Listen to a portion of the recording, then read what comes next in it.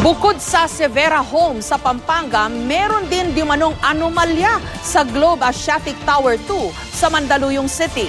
Natuklasan kasi ng isang mag-asawang nakabili ng unit sa tower na sa iba rin nakapangalan ang titulo ng kanilang kondo. May report si Sandra Aguinaldo. Mangiyak-ngiyak si Elizabeth Clapano habang ikinukwento ang hirap na pinagdaanan matapos niyang kumuha ng condo unit sa GA Tower 2 ng Globe Asiatic ni Delphine Lee. Ibinenta raw nilang mag-asawa ang bahay at lupa nila sa Quezon City para mabili ang condo unit sa Mandaluyong noong 2008. Nagbayad ng 1 million pesos na down payment. Monthly amortization na 21 hanggang 27,000 pesos sa loob ng 2 taon. Kaya sa kabuuan, higit 1.5 million pesos na ang nailagak nilang pinaghirapang pera sa unit. Taong 2010 nang pumutok ang kontrobersyang kinasasangkutan ni Lee, sinabihan daw sila ng Globe Asiatic na sa pag-ibig na sila magbayad. Laking gulat daw nila nang sabihin ng pag-ibig na nakapangalan sa ibang tao ang titulo ng kanilang kondo.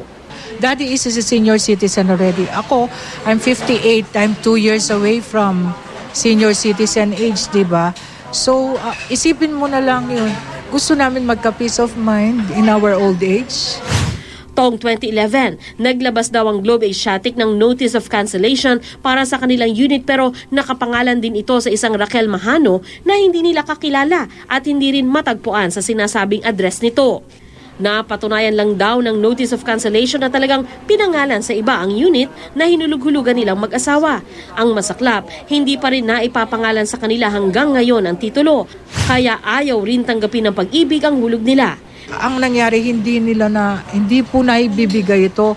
Kanya pumupunta ako dun sa GA Tower, why can't you give the document? Why can't you give that document? Yun yung sinasabi ko sa GA Tower para makabayad kami ng husto. Yun, anak. Why can't they give the right document to Pag-ibig? Nangangamba tuloy ang mag-asawa na isang araw mawawalan sila ng tirahan. May sakit pa naman sa kidney ang dating OFW na si Leopoldo at regular na sumasailalim sa dialysis. Para sobra sa panluloko, para bang hindi na tao ang tingin sa amin. Dati galit na galit ako pero inaano ko na. Pinagsa Diyos ko na lang.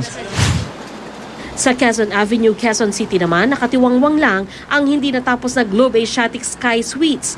Malayong-malayo sa sosyal at modernong istruktura na ibinida noong itinatayo ito noong 2009. Mula noon, naremata na ito ng isang bangko.